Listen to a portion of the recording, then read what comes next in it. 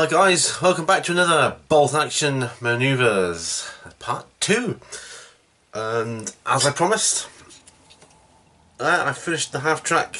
He's all ready for washing before priming now, so we're moving on to the German infantry. Now this is what we're going to be doing, so camera down, Bolt Action fans, and there we go. We'll see if we can carry on where we left off. Now, when we ended the last video, we were starting to talk about pinning, and carrying on from that, it says, if you do not wish to clutter the gaming table with markers, it is perfectly acceptable to note down where units have been pinned instead. However, this does involve a certain amount of paperwork, and so on the whole we would recommend that suitable and unobtrusive pin markers are used where possible. And I showed you pin markers I've got from Warlord Games in Chill Pete, I think it was. So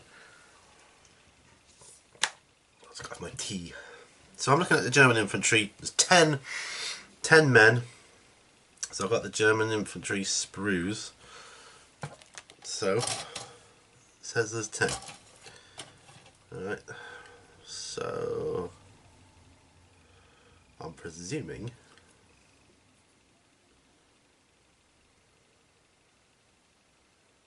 each section, each little square on the sprue, I'm presuming each little square on the sprue is each soldier, and some has got 2. So let's start off. What would be a more easier one then?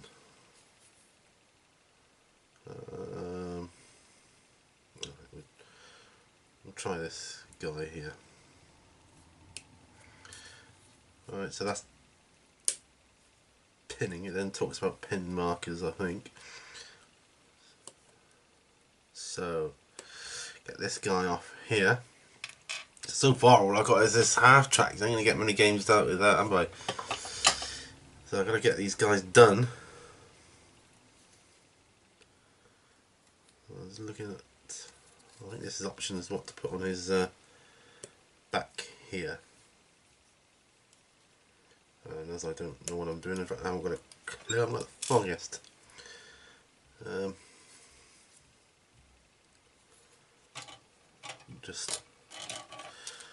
Also I haven't got the foggiest what colour bases they're supposed to go on either. Presumably that's, these are different shaped arms, I suppose, depending on what gun he's going to be having. Well, I'll just cut them all out.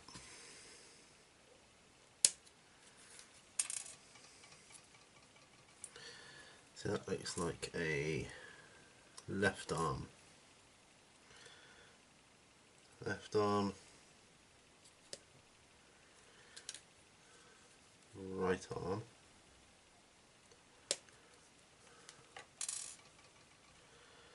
so there's left and right arms, and there's 2 more left and right arms here, slightly different pose. Well, I will leave that for the moment. Okay, so pin markers. Every time a unit is fired at by an enemy unit and suffers 1 or more hits as a result, place a single pin marker next to it. Units that are shot at by several enemies or over a number of turns can potentially rack up multiple pin markers. They become more firmly pinned down, and the chances of them obeying their orders are reduced even further. In the case of some particularly heavy weapons, 2 or more pin markers can sometimes be scored against a target in one go. For example, if a heavy artillery barrage hits a unit, it is likely to be more effectively pinned down than it would be by rifle fire. However, in general, the fire of a single unit adds 1 pin marker to the target. Note that the number of hits caused is not important here. The only thing that matters is the fact that the target has been fired at and has been hit at least once. It can sometimes happen that one or more of your own units will fire on another of your units accidentally. I don't know about that. This is referred to as friendly fire. As friendly fire hits from friendly fire also result in a unit taking pin markers as if the target had been an enemy. That ain't good, is it? So I don't know about that. Right, let's have a look at this chappy here. So I really wish... I think actually I'm not going to try cleaning up his head until he's glued on. I think that would be the way forward. Once his head is on. Gonna have a quick look at the back of the box here. Yeah, I don't think it matters too much what bases you put them on. Because 2, 4, 6, 8, 10, yeah. Oh no, because you'll be changing them up anyway, won't you? Well, we will, or I will. Whatever. So what have we got here on the side of the box? German infantry body sprues. Heads. Well, see, I wouldn't know an officer's head if it bit me on the arse. Head with field cap and officer's head, which is the difference? I don't know. Yeah, where's the arms? MG...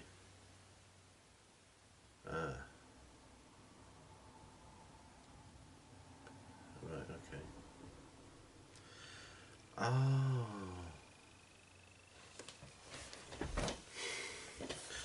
So I've gone and clipped out GW43 rifle arms. Right, in that case, then, so be wary of this, guys. Oops, no, that's not what I want to cut out, is it? Yeah, it is. Oh well.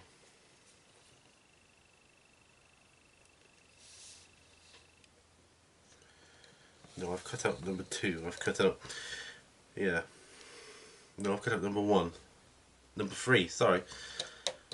MG34, MG42 arm.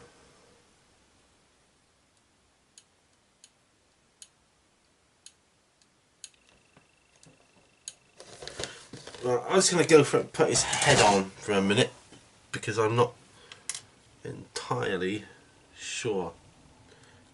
Let's get something to sort my glue out with. I like these Revel glue, plastic glues, by the way. Yeah, very nice. Alright. So his head. I'm going to put his head on. Put his head on facing towards his left.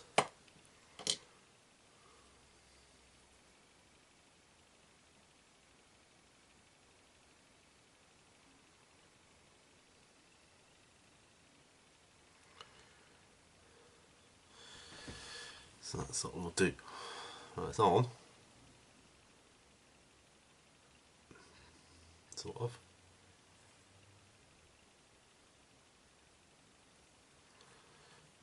Be like that.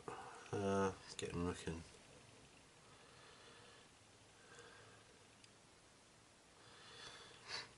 Yeah, okay. Well, I've got his head on. Right, moving on with the pinning. Effective pinning. Right, so what's this then? Each pin marker on a unit lowers its morale value by 1. Morale is discussed on page 22, blah blah, and affects a unit's ability to obey its orders. A regular infantry has a morale value of 9. If it has 2 pin markers on it, its morale value would therefore be reduced to 7. If it has 5 pin markers, its morale would be reduced to 4. Pinning also reduces a unit's ability to fire effectively, as we shall see later on. However, for purposes of understanding how orders work, it is sufficient to know that each pin marker reduces a unit's morale unit by -1. So there, that's quite important. So here now, we're going to be looking at weapons is what here. So what did I say? I took the arms of the MG34, so this would be the weapons sprue. MG34, MG42. Where's that then? MG42. MG42 is H. So that's that. Or MG34 is J. That one or that one. Oh bloody hell, they look so similar.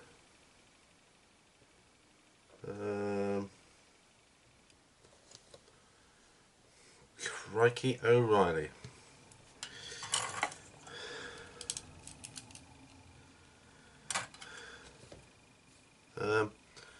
Right, okay. We will go with the MG42 light machine gun.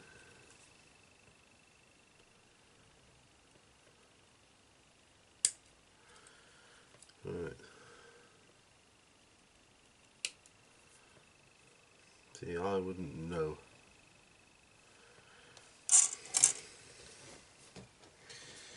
What's the weapon gone for here? MG42, I think it was, wasn't it? MG42. God, this is so finicky. However, that said, it's not as finicky as metal.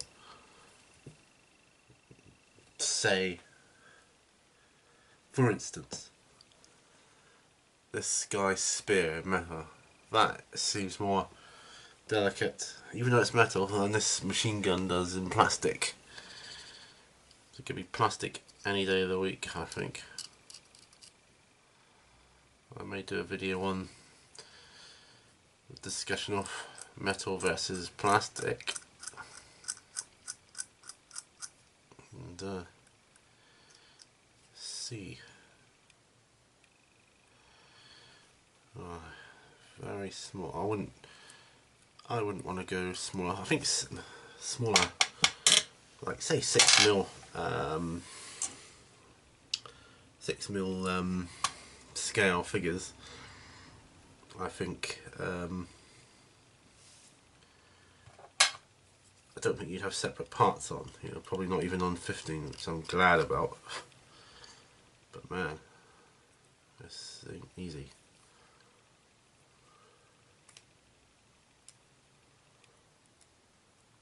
Because these parts are smaller than say a Space Marine. His arm is smaller because the Space Marine's in armour. So I think. Oop.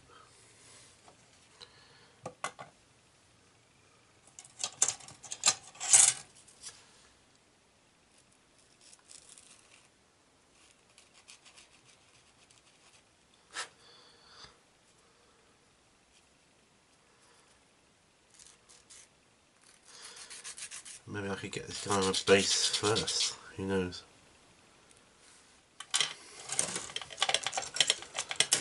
He might be easier to work with then. We'll try actually.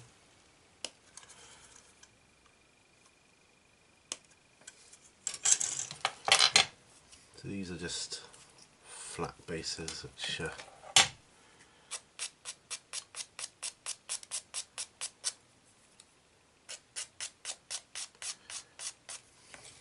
look fairly easy to sort out. Let's glop some glue on there. And there. Let's put him on the base.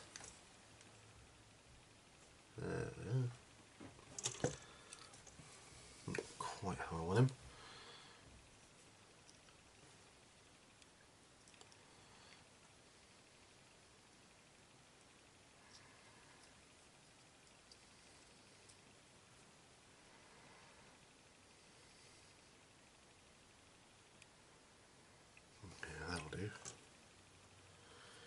It's taking me ages to do this. Anyway, moving on. The bases look good. Nice and flat. There's no hollow bits underneath like you get with the GW ones. I'm happy with them. You could use wooden ones as well. Anyway, order tests. A unit that is not pinned executes any order it receives automatically. The next order die, the order die is placed next to the unit, and the corresponding action is carried out without any need to take an order test. Which seems obvious. There are some situations where orders are not received automatically, and a test must always be made, regardless of whether the unit is pinned. But these are occasional exceptions and need not concern us for now. That's good because I'm not concerned about it now. If a unit has one or more pin markers, it is considered to be pinned down and might not obey its order. After placing the order die next to the unit, the player must take an order test to see if the order is obeyed. Right. So you roll 2d6 and compare the result with the unit's modified morale value as described above. If the 2d6 is equal or lower than the unit's modified morale value, the unit passes the test. A unit that passes an order test immediately discards one pin marker and then executes the order that it's been given. This represents the unit pulling itself together and recovering some of its discipline before obeying its instructions. For example, if a regular unit has 2 pin markers, its modified morale value is 9 minus 2 equaling 7. So your 2d6 roll must score a combined total of 7 or less to pass the test. Any roll of between 2 and 7 will therefore succeed, and any roll between 8 and 12 will fail. If the 2d6 roll is higher than the unit's modified morale value, the test is failed. A unit that fails its order test does not discard any pin markers and must then execute a down action rather than the order intended. However, if a double 6 is rolled, then not only is the order failed, but the unit must roll again on the foobar chart, given opposite, and take the action indicated. This means that the unit has panicked, misunderstood its order, or that something has gone terribly wrong somewhere along the line.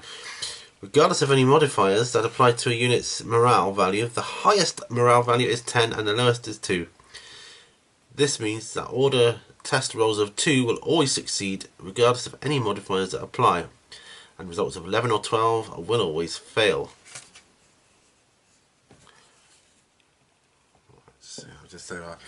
Let's just see how he's getting on here. Oops, what are we doing? Just gonna see how our little man is doing here. He seems to be glued there quite well, so that's pretty good. I'm not going to be too anal and paint as I go. I'm going to assemble them all and paint them for quickness, because frankly I just don't have the time to, how would you say, fart around with it. Right. Alright, I just want to get into this game. Maybe later on invest a little more time and effort into it. So let's put his right arm on then.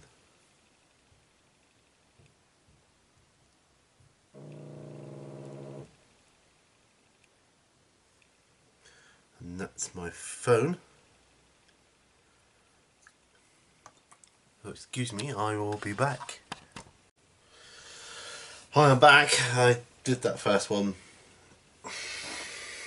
There he is, kind of, well, best I could do. Very fiddly. You think Games Workshop stuff's fiddly, this is even more fiddly. Things like arms and weapons and so forth. Anyway, the foobar chart.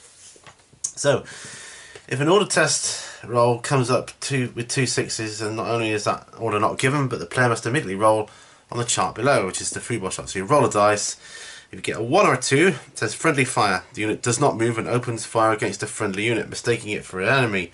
Place a fire order by the unit. The opposing player chooses the target, and the target must have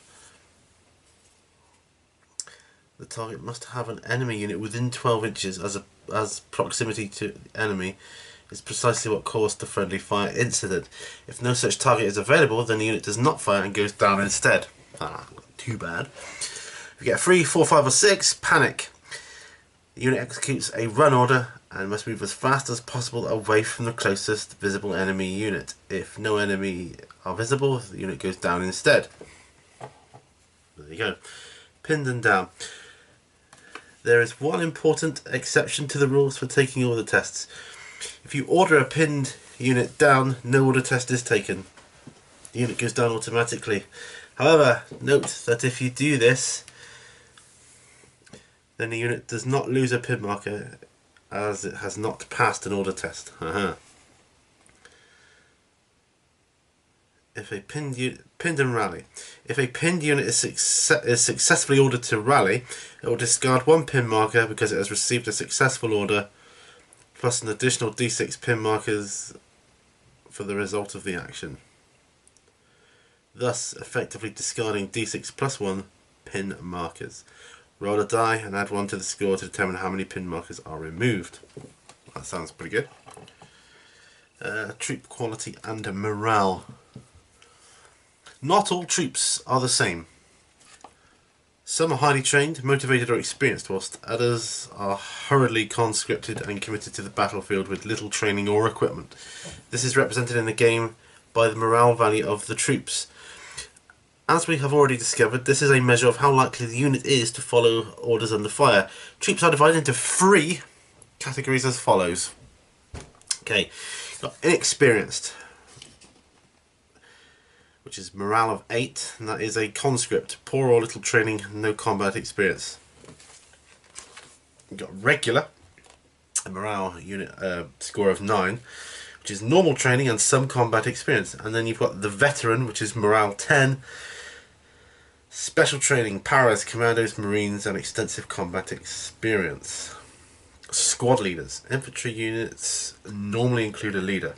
In the case of an infantry squad, this would typically be a sergeant, corporal, lance corporal, or an equivalent rank. These non-commissioned officers, NCOs, are an integral part of their unit and cannot be deliberately separated from it. If an infantry squad's NCO is killed, the unit suffers a permanent -1 penalty to its morale value. Crude weapons and weapons teams don't have specific models as leaders, but if the team is reduced to 1 crewman, it also suffers a -1 penalty to its morale value in the same way.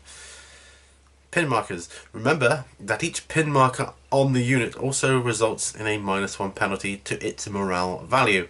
A veteran unit with 1 pin marker has a morale value of 9, whilst the same unit with 4 markers has a value of 6, and so on. So I'm thinking, although it sounds a bit blah at the moment, I'm thinking it's going to be alright, you know? Just get this guy ready for base. I think it'll be alright. Let's come down a bit. Let's see what I'm doing. Yeah, I think it will be fine. I think I'll be able to pick up the rules quicker than I do with Warhammer, as I'm still trying to get my head around those rules, to be truthful. So he's going to go on.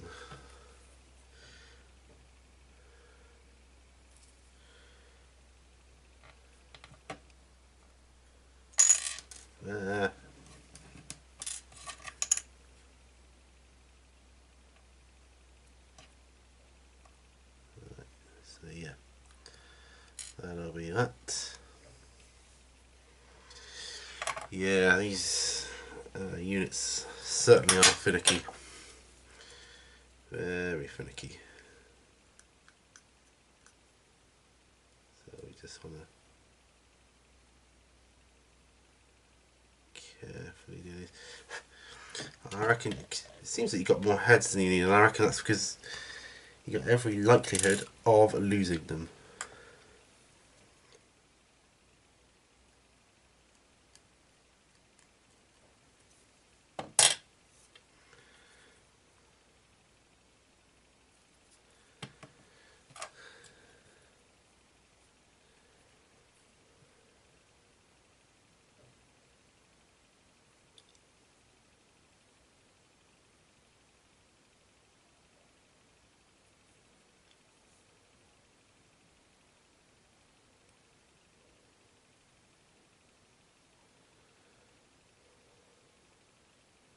God, these heads are tricky. Very tricky. Very, very tricky. So, routed units. Right there. If a unit has as many pin markers as its original morale value, or more, then it is automatically destroyed. Its morale has entirely collapsed and the unit is routed from the field. Thus, inexperienced troops are routed once they have 8 pin markers, regular units 9 and veteran units 10. This won't happen very often because units will usually be wiped out long before their morale collapses in this way. Charming. So we go off tea. I have to look again at what weapon did we say he had? Number 1, STG-44. Well, we'll write that down. STG-44. Well, this is only so I can. This might be important. That's K. STG-44 assault rifle. So that is that one there.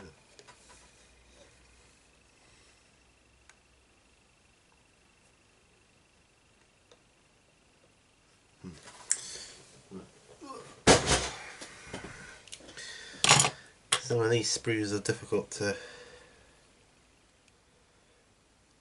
access, you know. A little bit small for cutters.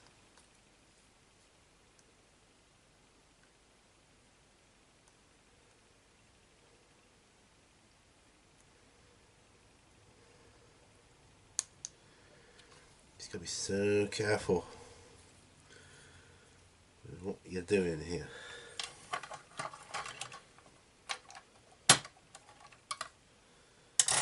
Right.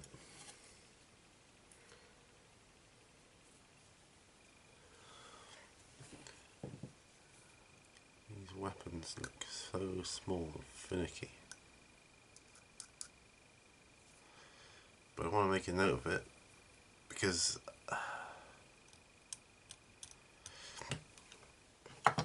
I like, you know, I can recognise the difference on a Warhammer model between a bolter and a plasma gun, but I don't know these real guns. I don't know what the difference is, so I'm a bit knackered really.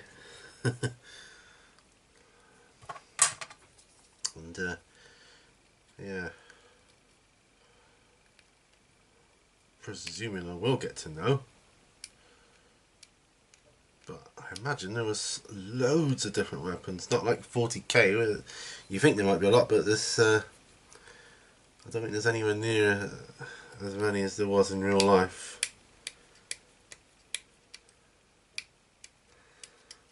And I don't know if these all make differences in the game or what. I'm hoping they don't, to be truthful, but just in case they do,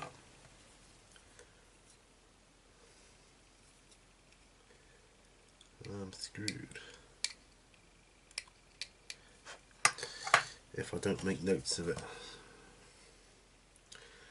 STG-44. So that is that end. Alright.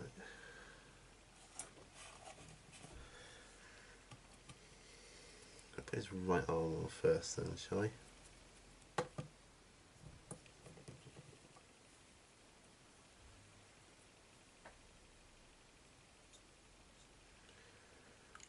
And this just ain't easy. It's not an easy task.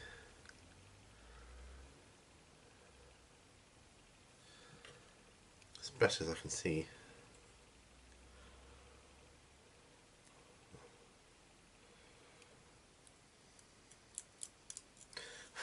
Something that needed cleaning up. I wish they'd have the weapons on their arms or hands already. God, This is a nightmare.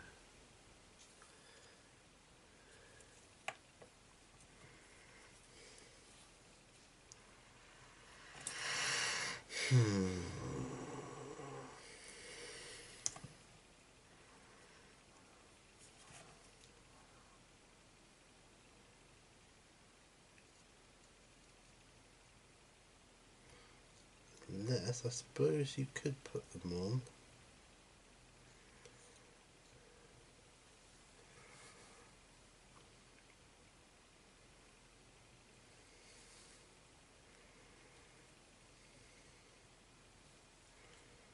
Suppose you could.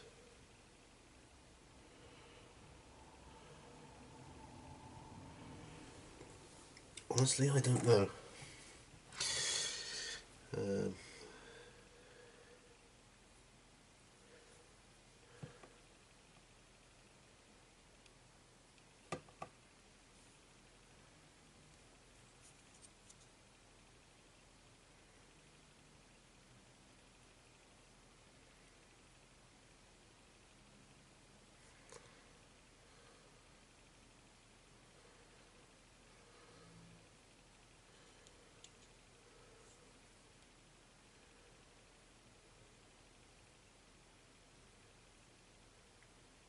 Cool.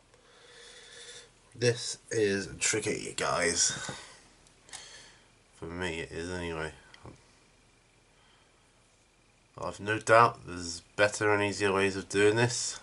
No doubt at all. No doubt in my mind. But for me,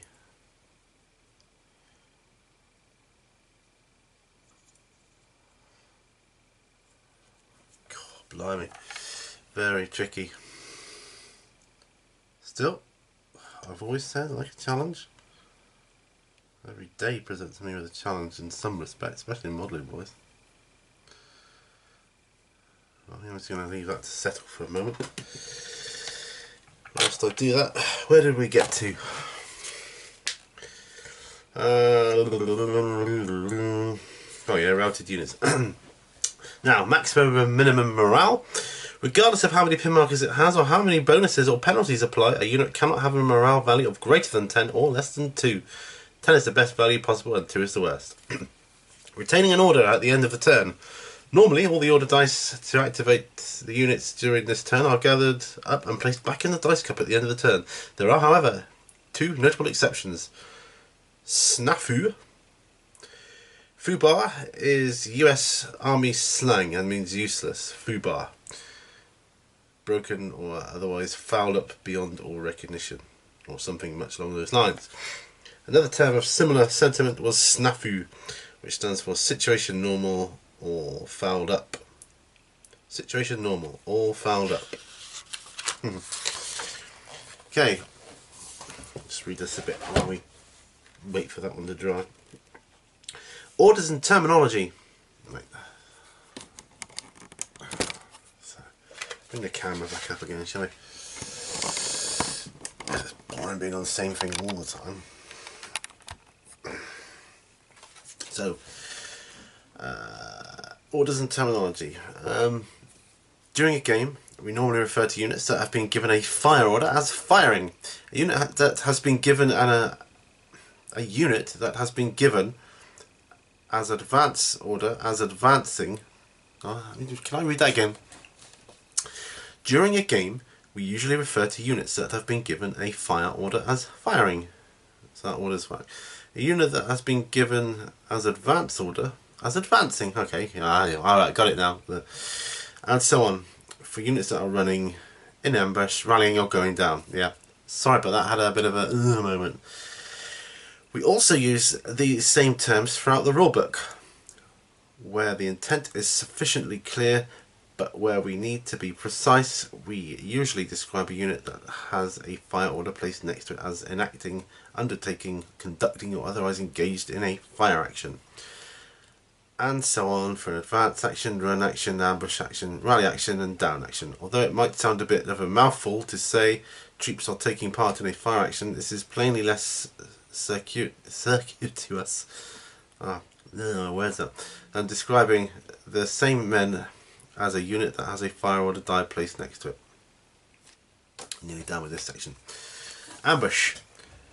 Units that end their turn in ambush can retain their order or return it to the dice cup as usual, so it's up to you if you want to keep the ambush order. If the player decides to retain the ambush order, the order die is left where it is and the unit starts the next turn already in ambush and ready to shoot at a target that presents itself. This allows the unit to stay in ambush from turn to turn, watching and waiting for the enemy to make a move. Down. Units that end their turn down can retain their order or return it to the dice cup as usual. If the player decides to retain the down order, the order die is left where it is and the unit starts the following turn already down. A pinned unit that does this also loses one pin marker immediately instead of returning its order to the dice cup or bag or whatever you happen to be using, or box. I don't know what I'm going to use yet. This allows a pinned unit to recover its effectiveness without passing an order test so long as it stays down, representing the unit's leader regrouping his men under fire. Okay, so that is cool. Just well, we're on movement. So I say we're on movement. That page, I need to turn the page just in case I lose my thread. Okay, I'm just going to make an adjustment. Alright guys, back again. So finished that last one. There, that's him there. Put his equipment pack on. I'm thinking I might not put equipment packs on all of them. Start this guy kneeling. His other took off. Even his leg was separate on that one, so that's that one there. So we were starting on movement. Bolt action. Fire and manoeuvre are the keys to success, and making the most of cover and good firing positions are therefore crucial to both sides. There will be times when rapid movement is called for, either to take a position ahead of the enemy or to mount an assault in the face of enemy fire. Other situations will call for a cautious advance with the benefit of covering fire from stationary units nearby. Okay, so just pop that down there for a moment whilst we look at this dude's head. Now, this is kind of like an on the bench at the moment,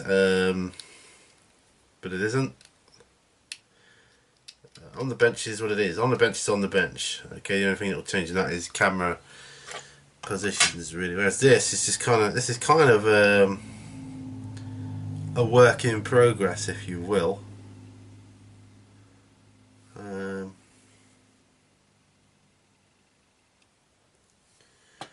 So it won't always be like this, particularly when the troops are built and done. This is literally just following my progress from the very, very beginning. Yeah. Yeah.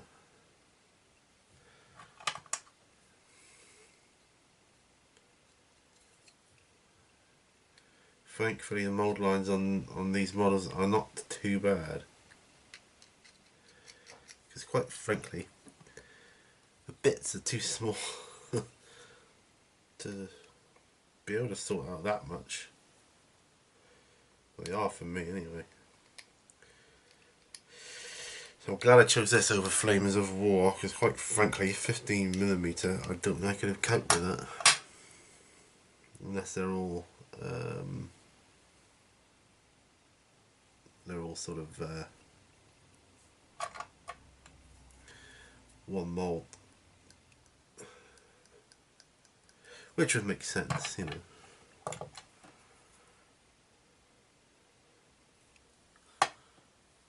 Yeah, right. So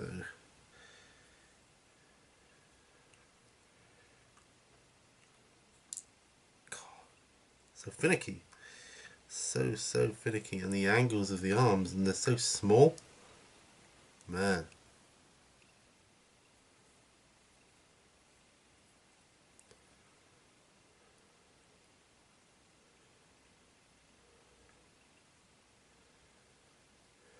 Right.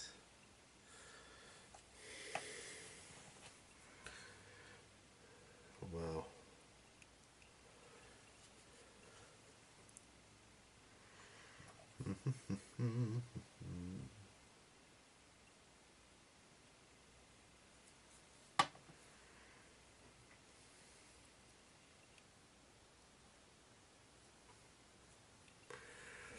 Presuming he's holding it up high.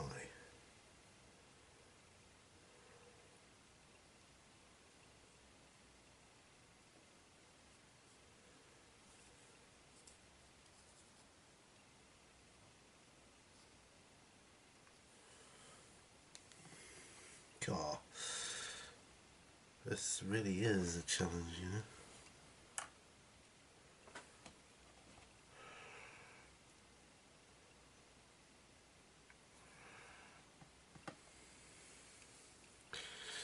Okay. Sorry you're not seeing much there, it's a bit boring for you. I just want to get this arm on, if I can.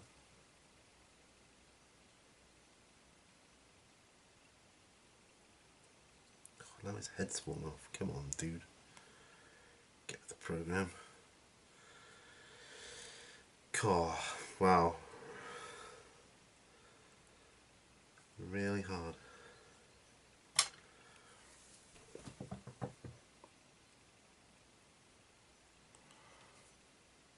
So how do you guys do this then? If there's a, I mean, please tell me if there's a special way of doing this, then please let me know, because this is really hard.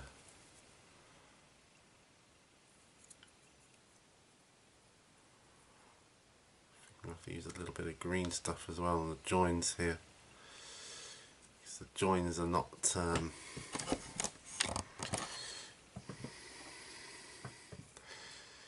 see, oh, you can't see, not certainly not in this resolution, but just trust me, this is blinking hard.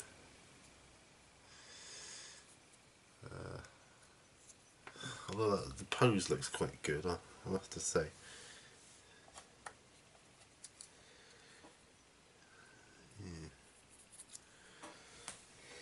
Might leave the backpacks for another time. Wow. So there.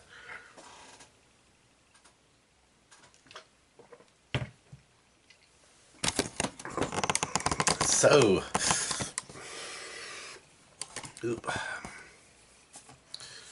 onwards.